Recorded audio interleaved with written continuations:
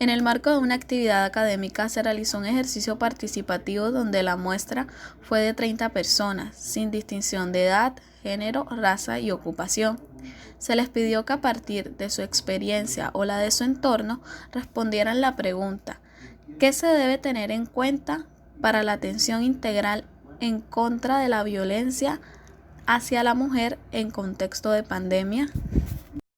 A raíz de las respuestas dadas por los entrevistados, se encontraron diferentes vacíos teniendo en cuenta la implementación de los enfoques diferencial, de género y acción sin daño, direccionados a una intervención integral y trato digno hacia la mujer. Pero antes de continuar anunciando los diferentes vacíos que se hallaron, es importante mencionar y tener claro el concepto de violencia contra la mujer,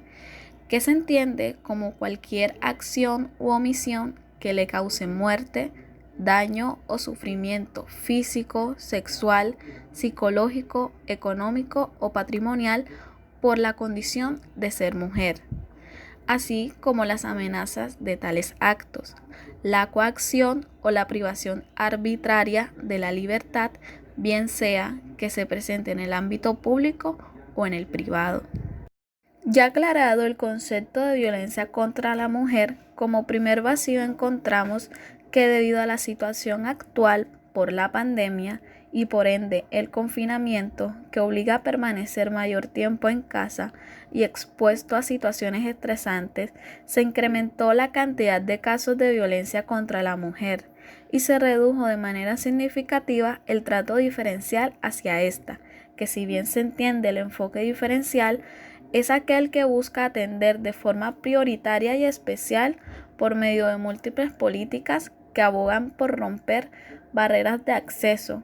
y promulgar acciones afirmativas que lleven a las instituciones a liderar programas que brinden una atención especializada, que por motivos socioeconómicos, culturales, políticos, geográficos, estructurales y de conflicto generen en una persona un mayor rango de vulnerabilidad.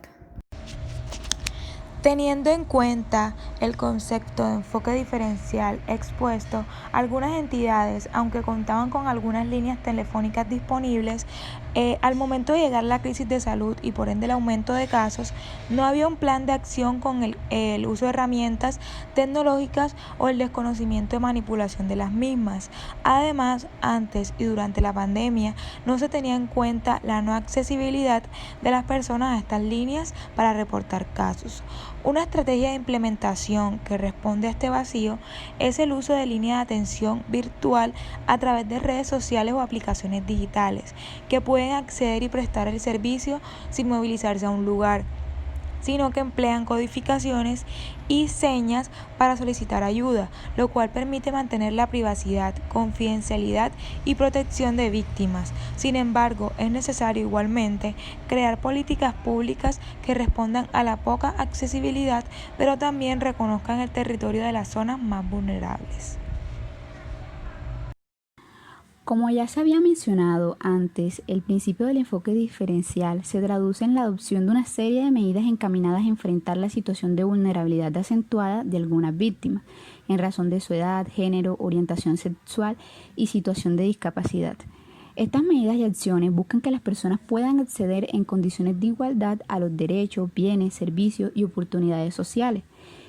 compensar injusticias que algún momento le afectaron del pasado. Un segundo vacío de este enfoque diferencial consiste en que muchas veces no es integrado en las diferentes intervenciones de las entidades, lo que genera frecuentemente una revictimización por parte de estas hacia las mujeres. Además, los procesos de justicia se tornan lentos, causando que se repitan los ciclos de violencia. Como estrategia, estas entidades deben garantizar y cumplir políticas públicas basadas en la protección de derechos fundamentales hacia la mujer. Estas mismas, a su vez, logren comprender cómo han sido afectadas por la violencia, las necesidades y los daños dejados como consecuencia. También se busca trabajar por la recuperación emocional, mitigar los ciclos de violencia y poder dignificarlas. También encontramos un tercer vacío que responde al enfoque de acción sin daño que se basa en abordar el conflicto a través de la resolución, manejo y transformación con el fin de minimizar el daño. Se debe tener en cuenta las condiciones de vida y económicas que las posiciona a un grado mayor de vulnerabilidad, puesto que muchas entidades pertinentes donde se realizan las denuncias, además de ser demorados los procesos, tampoco se percatan si regresan o no nuevamente al ambiente hostil junto a su agresor. Por lo anterior, es importante activar esas redes de apoyo entre los profesionales como psicólogos, trabajadores sociales, médicos y abogados dentro de las instituciones para que tengan en cuenta los albergues de paso como medida de protección y se contemple el cuidado, buen trato, bienestar emocional y físico para que se dé una transformación en la vida de la mujer.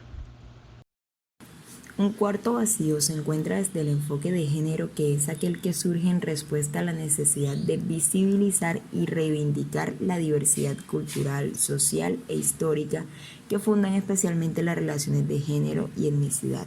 Este proviene también del análisis de las formas de subordinación y exclusión y de la transformación de las dinámicas de estas relaciones. Usualmente las acciones tomadas por las organizaciones se direccionan a capacitar o a educar exclusivamente a las mujeres, ya sea que se encuentren en riesgo o en vulnerabilidad, y se deja a un lado esa educación e intervención con los hombres. Una estrategia que posibilite la inclusión de ambos géneros es la realización de campañas, charlas y actividades educativas también para los hombres, permitiendo que todos tengan conocimiento de la problemática, que puedan ser actores defendiendo los derechos de la mujer y a su vez prevengan futuros agresores.